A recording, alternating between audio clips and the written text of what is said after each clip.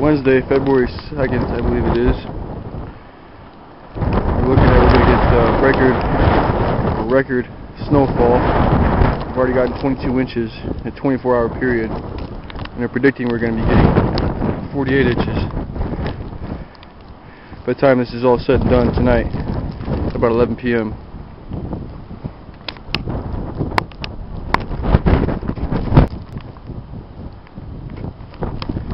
See the wind blowing. I got pretty much a whiteout condition. It's cold out here.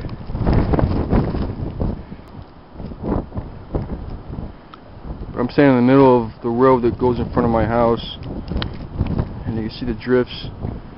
See how much snow we've gotten.